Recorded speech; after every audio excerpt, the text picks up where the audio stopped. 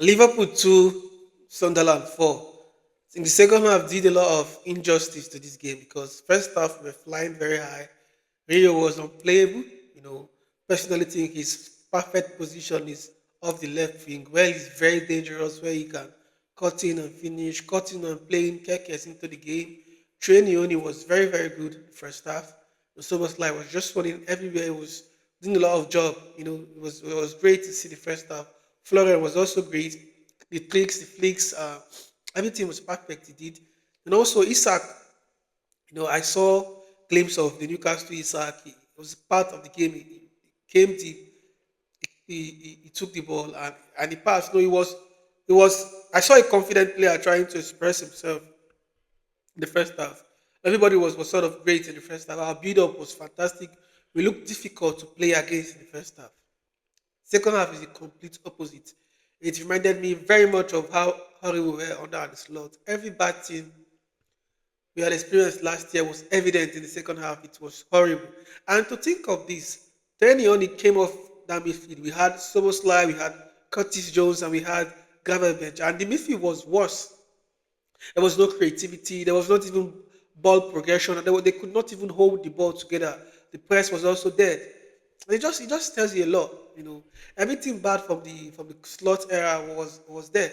The mistake Keke has made for the goal. I'm not trying to point out blame, but it just gave me that vibe of destruction, total. Just everything not going well. And it begs the question, right? The need to sign a number six at this point in time is a no-brainer.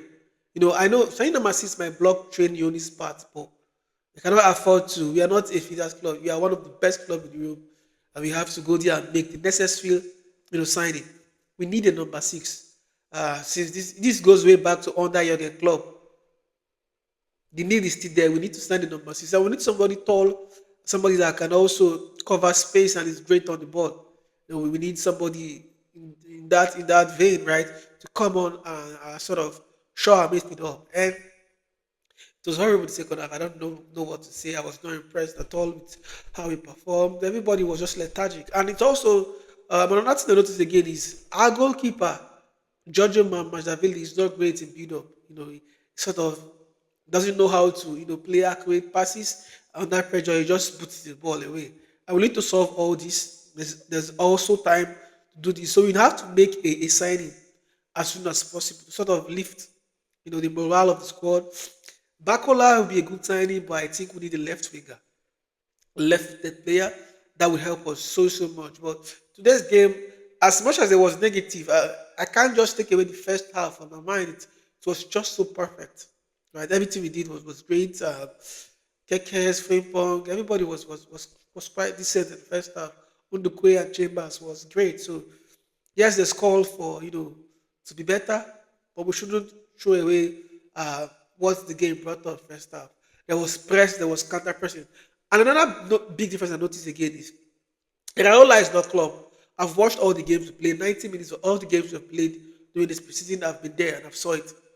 It doesn't go in the press like the way club does. This crazy kind of pressing. His pressing is sort of it tries to set the trap and then the press. So, but I saw everything the first half. So the second half was horrible, but there's hope, for the future. Once our boys get back, we can do better. So we should not take this defeat to heart. It's always bad to lose. That has to be said, but there is hope. And I'm happy. I'm also sad, but see you in the next game. Ciao.